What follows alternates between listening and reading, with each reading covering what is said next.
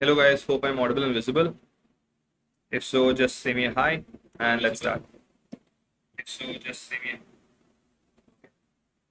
I am audible as well as visible, right? So thank you everyone. We'll be having a very quick session on the MCQs, image-based questions, especially on neuropathology. Like we had quite a few integrated sessions previously when we discussed with medicine, with surgery, with orthopedics, with pharmacology, pathology, microbiology, everything, right?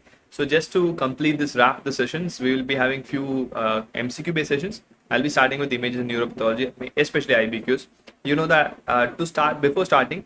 I don't have pathologists as such don't have much of an important role in diagnosis of neuropathology except for few disorders, right? So my main focus is going to be on CNS tumors. I have a couple of questions on CNS tumors and we'll be discussing around that.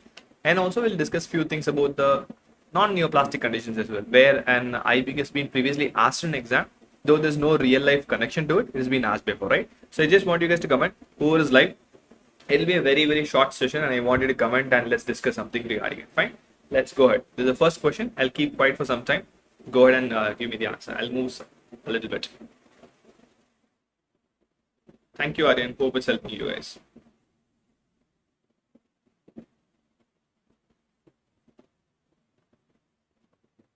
Okay, Aryan has gone for D. Is anyone else live? If so, just tell what's your appropriate answer and then we'll definitely go and discuss about it. It's a very simple question, right? I'm sure most of you must have not even read the question. You must have just looked at the image and said, okay, this is the most right answer, right? It's a 45-year-old woman brought to the emergency room after experiencing a generalized seizure, right? See, though the answer is D, like what Aryan said, it's a very straightforward question. I want to add few more points here. When you have seizure, right? Seizure as a presenting feature for a CNS tumor, first thought is definitely not meningioma, like in this image. The first thought is going to be oligodendroglioma, right? If it's seizure and it's a tumor causing a seizure, think of oligodendroglioma. That has to be a first thought. Yes, meningioma can also, many other tumors can also, but seizure is a presenting feature. First thought is oligodendroglioma. There are few tumors called as pilocytic astrocytoma that also can cause, but generally it's going to be your not pleomorphic xanthoastrocytoma that also can cause, but generally it's going to be your oligodendroglioma, right? Next, let's go to the question. X-ray of the skull reveals a lytic bone mass, right? When I say lytic bone mass, you have multiple things. Can anyone comment here which is the hematological malignancy which can cause multiple punched out lesion in the skull? Anyone?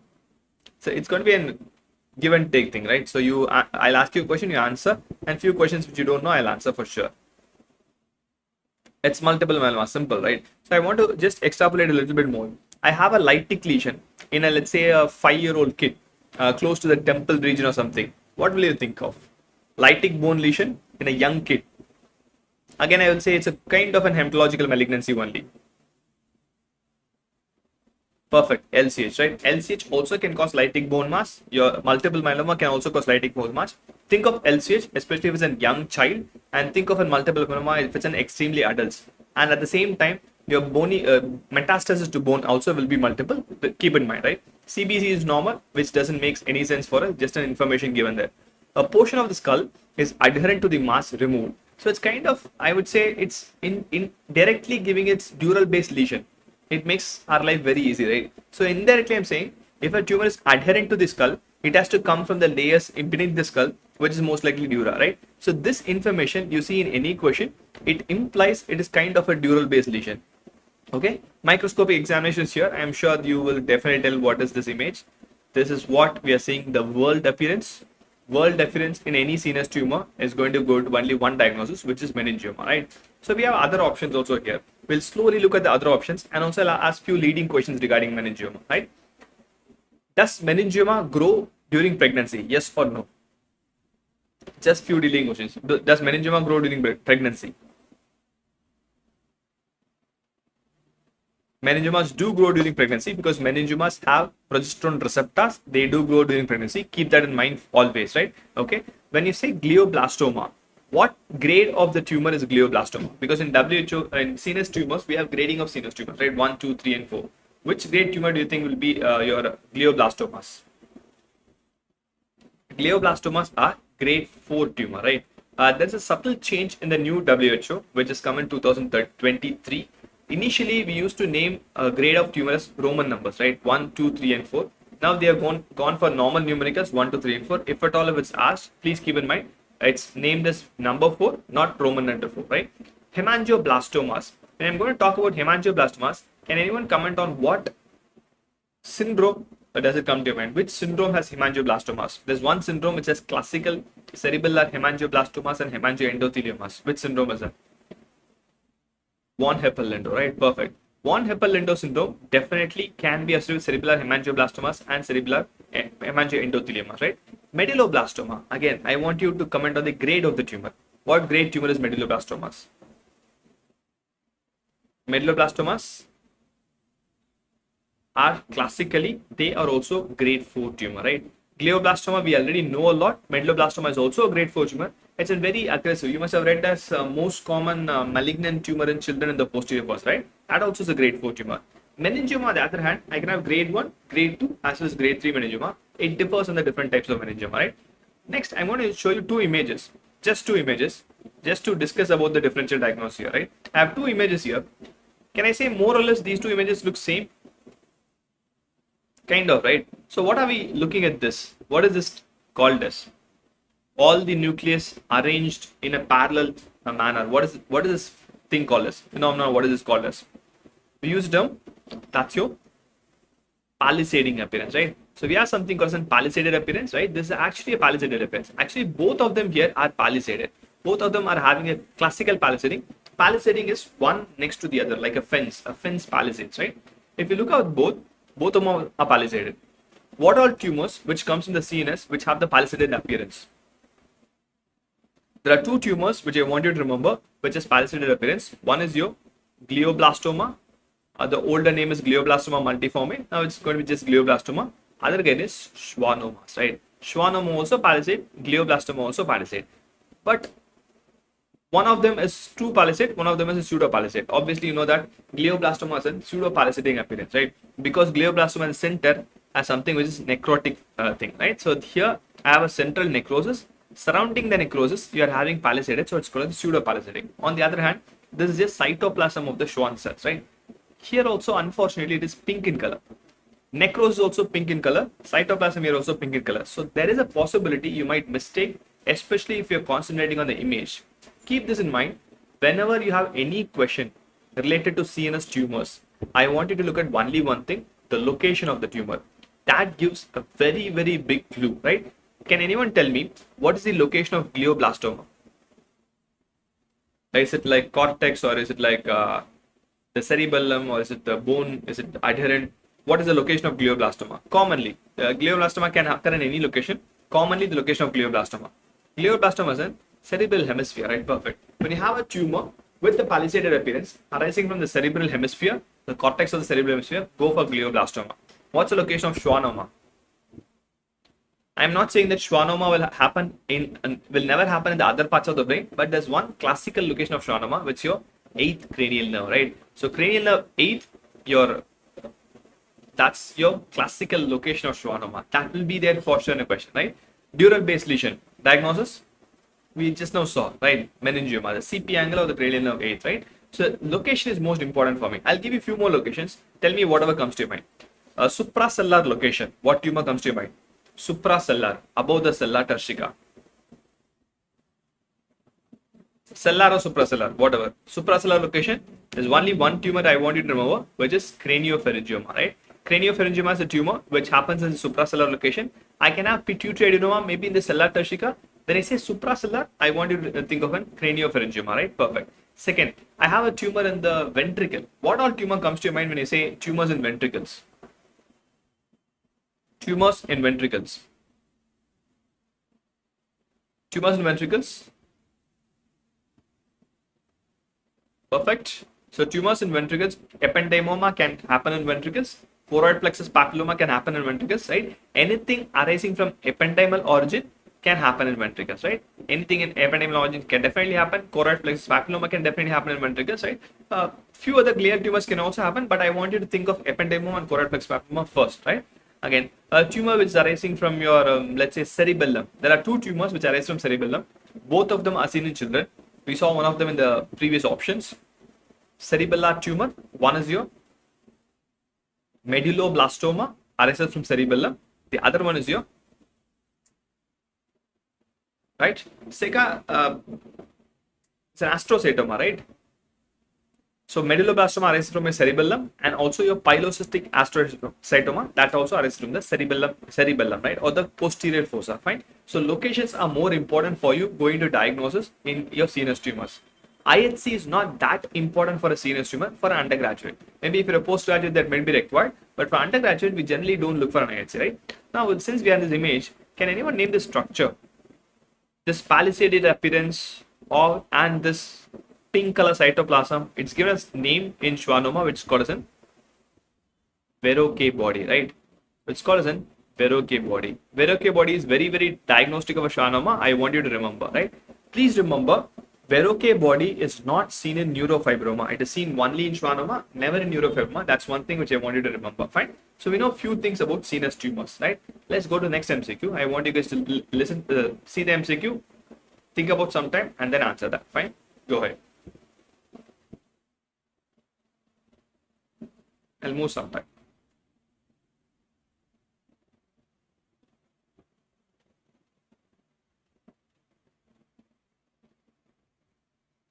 Okay. Diagnose, answer. There are 4 options here. It's an indirect question. So first step of this question is you have to know the right answer, right diagnosis. Then obviously rest everything is the question is a bit incomplete. It's a 26-year-old female with bitemporal hemianospia, diabetes mellitus, and dies of a shock, and this is seen in postmortem. There's a tumor here. The question is, what is the origin of this tumor? That's a question. The tumor originates from which of the following? Diencephalon, mesencephalon, nasopharynx, or prosencephalon. To give you a clue, this actually is a supracellular location, right? It's a cut surface of the brain. This location is your supracellular location. So we just know the diagnosis. It's a craniopharyngioma. Now the question becomes much simpler, right? Which of the following is the origin for craniopharyngioma? Craniopharyngioma originates from your nasopharynx, right?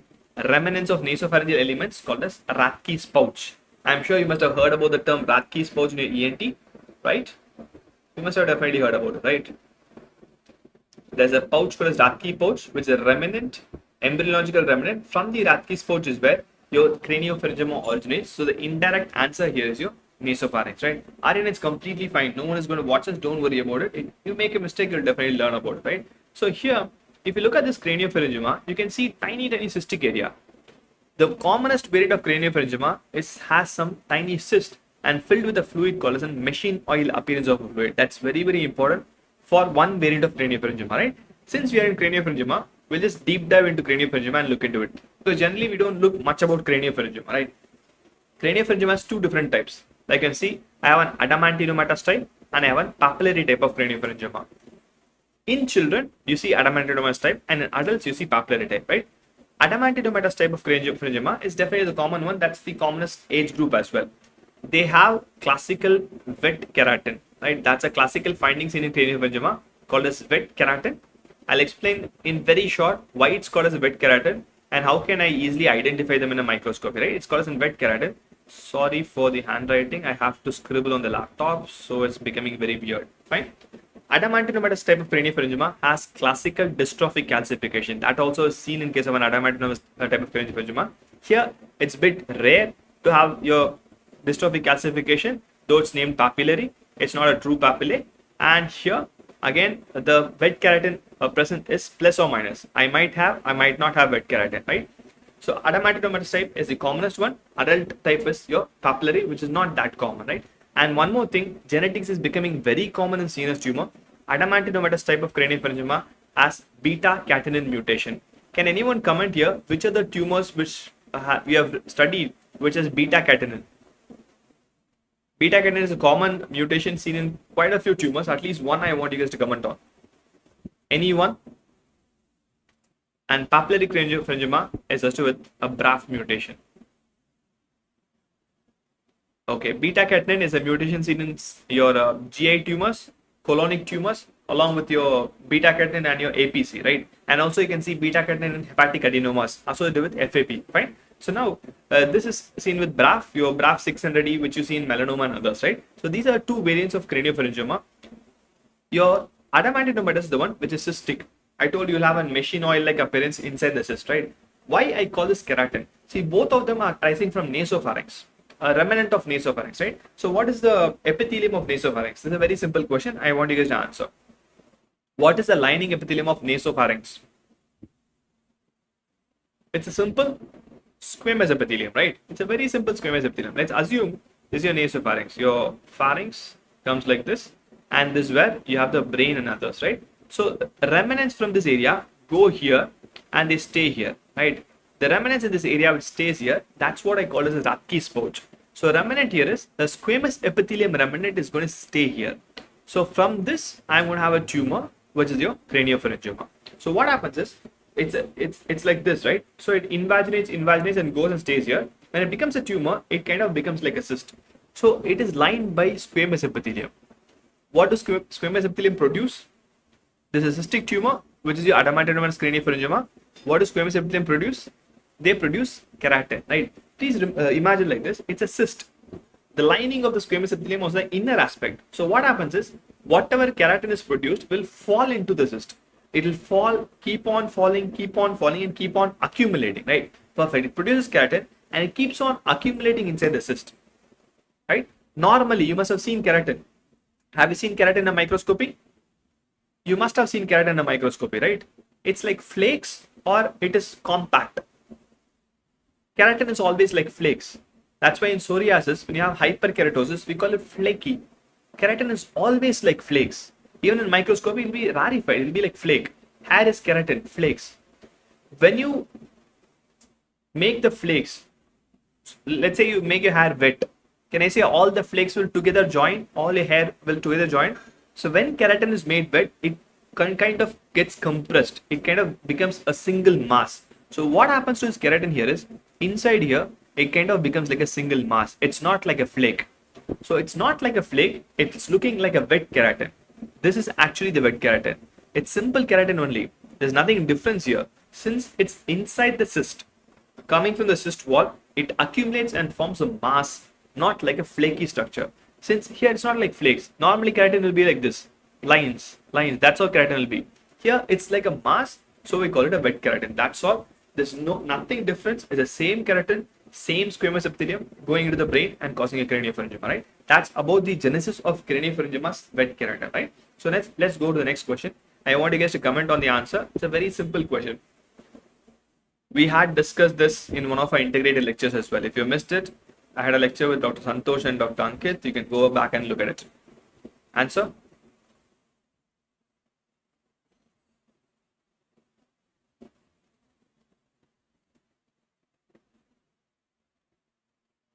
It's a very simple question.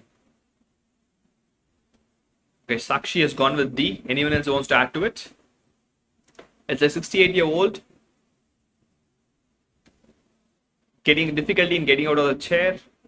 On examination, the patient has a reduced facial expression, resting tremor, cogwheel rigidity. Everything is diagnostic of only one condition, which is Parkinsonism, right?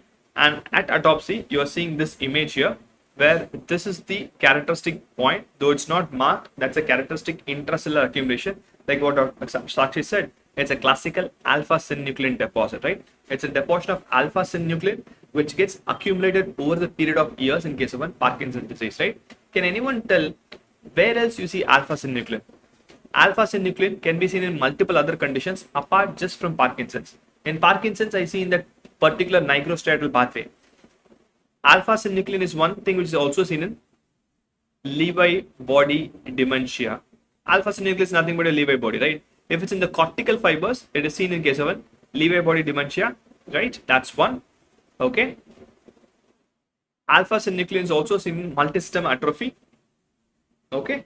Alpha-synuclein, this is seen in the cortical neurons. If it's seen in the cortex, I think of a Lewy body dementia. If it's seen in nigrostriatal pathway, you think of your sorry for the handwriting again. You think of your Parkinsonisms. And if you see that in spine, this is not then multiple textbook, but it's a very old AIPGME question. There's a syndrome called as Shy-Drager syndrome. Remember this? A syndrome called as Shy-Drager syndrome. In Shy-Drager syndrome also you will see alpha-synuclein, and you will see alpha-synuclein in your spinal neurons, right? If you see alpha-synuclein spinal neurons, think of a Shy-Drager syndrome, right? Apologies for the handwriting. I don't have the iPad, so I'm scribbling it on the laptop. Fine. Okay. So these are the different locations of alpha-synuclein. Everywhere it's a protein accumulation. I'll just go back. When I have this protein accumulation, no, when protein is accumulating inside, what's going to happen is this protein accumulation is indirectly going to cause apoptosis of these neurons. Once this neuron dies, it cannot survive. It cannot come back because the neuron, right? Neuron has lost its capacity to death, right? So there's an alpha-synuclein deposit called as Levi body, and these are the other places where you can see Levi body. Fine. Okay, let's go to the next question. Very simple one. I'll quickly finish this, and this will be the last one as well. Fine. Comment on it. We have a series of images following this. I want the diagnosis as well as what you're seeing in the microscopy. Both of them. Comment on both of them. RN is back with D. Sakshi is with D. Anyone else wants to add to it? Okay, tell me what is this finding, microscopic finding. Perfect. We have Flexner, Winter, Steiner, Rosettes, right? Okay, great. See, diagnosis here is not difficult. 3-year-old kid with leukocoria. 3-year-old kid, eye tumor, only one tumor. Not even 3-year-old kid. Any tumor in the eye, we know only few of them, right? One is retinoblastoma, melanoma. It's not choroidal melanoma for sure, right? 3-year-old, leukocoria in the left eye, and the eye is enucleated, and the mass is shown as in the below. That's obviously a retinoblastoma, right? Melanoma will not have this appearance. Medulloblastoma will not have this appearance, right? So it's a classical appearance of a retinoblastoma. It's called, like you said, Flexner, Winter, Steiner rosettes, right? So there are different types of rosettes. To be specific, there are 4 different types of rosettes, right? If you look at this rosette, in the center, what you have is an empty space. You have an empty lumen, right? Okay, I'm hiding that. I'll use this one. The center, you have an empty space here. Almost every rosette here, in the center, you'll have an empty space. After the empty space, you have pink color. The pink color here is the cytoplasm of the tumor cells. Then I have tumor cells, right? So I have tumor cells, I have pink color cytoplasm, then I have the center lumen. This is called as a true rosette. I have true and pseudo rosette. Whenever any rosette has a center lumen, that's called as a true rosette. And like you guys said, this is Flexner, Winter, Steiner rosette, right? I'm just going to show you one more rosette. You are going to tell me whether it's true rosette or a pseudo rosette. If there's a lumen, it's a true rosette. If there's no lumen, it's a pseudo rosette. This is a rosette. I'll highlight it for you for a convenience. Okay. Tell me it's a true rosette or a pseudo rosette. Just true or pseudo. That's enough. It's a pseudo rosette, right? This is a blood vessel. Ignore the blood vessel here. Here, this is pseudo rosette because there is no central empty space. There's no lumen here, right? When you see pseudo rosettes with completely pink color in the center, we call this, can anyone name this rosette? That was Flexner, Winter, Steiner. This is called as Homer Wright rosettes. I'm sure you must have heard about Homer Wright rosettes, right? Perfect. So the center eosinophilic area, we call it neuropil and we call it a Homer Wright rosettes. In which all condition do you see Homer Wright rosettes? Homer Wright is a pseudo rosette. That can be an MCQ. Homer Wright rosettes is seen in neuroblastoma and medulloblastoma. In both these conditions, you can see Homer Wright rosettes, both in neuroblastoma and medulloblastoma. There's no lumen, there's only pink eosinophilic structure. That's your central rosettes. Homer Wright rosettes can also be seen in Ewing sarcoma, but bit rare. I have more of a perivascular rosette seen in Ewing sarcoma. Fine. Okay. Next. This is the same rosette what we saw in your eye tumor. You have the center empty space, then you have the pink color, then you have the surrounding tumor cells. That's a classical Flexner, Winter, Steiner rosettes. More important for all these rosettes, the location, the age, everything is important. Fine. Next, here I have one more rosette. I'll just highlight this rosette. Tell me it's true rosette or a pseudo rosette. That's more than enough. True or pseudo? It's a pure true rosette because in the center you are having a lumen or an empty space. Whenever there's a lumen or an empty space, you call it a true rosette, right? Everywhere here there's an empty space, there's a lumen, right? Here there's just an empty space. Surrounding that I have cells. I don't have a pink layer like in Flexner, Winter, Steiner. This is called a true ependymal rosettes. As the name says, it is seen in ependymomas. Ependymomas are where you would classically see ependymal rosettes, right? And it's seen in ependymomas. Fine. Okay. Ependymomas is seen in your brain and also can be seen ventricles and also can be seen in your spinal cord, right? Next, last but not least, this is your blood vessel.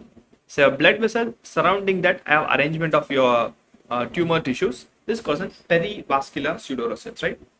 Yeah, you can see in any ventricle for that matter. Fine, section. It's called a perivascular pseudorosette. This is very non-specific. I can see them in Ewing's. You can see them in neuroblastoma, your ependymomas, in medulloblastoma. It's a very non-specific finding. Just to complete, this also pseudorosette. It's called as perivascular pseudorosette, right? So these are 4 rosettes. When you look at rosettes, rosettes are mostly seen in small round blue cell tumor. So there are 2 common things for most of the small round blue cell tumor. What is the suffix? We'll end with this. What's the suffix of any small round blue cell tumor? Every small round blue cell tumor has a suffix of blastomas, right? Neuroblastoma, nephroblastoma, medulloblastoma, retinoblastoma. That's one. Every small round blue cell tumor will have blastomas. Most of them will have rosettes. Second, age group. What do you think is the age group of all these small round blue cell tumors, including Ewing's? Ewing's, medullo, neuro, everything.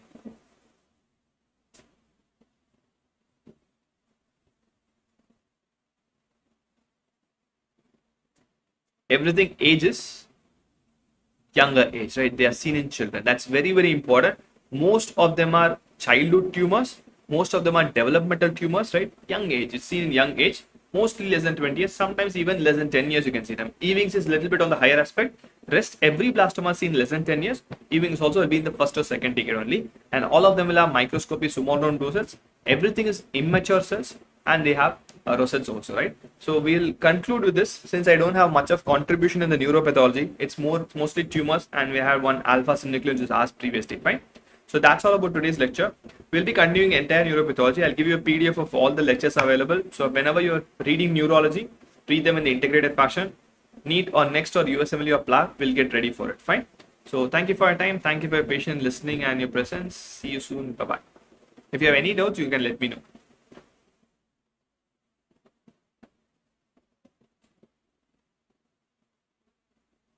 Thank you, guys.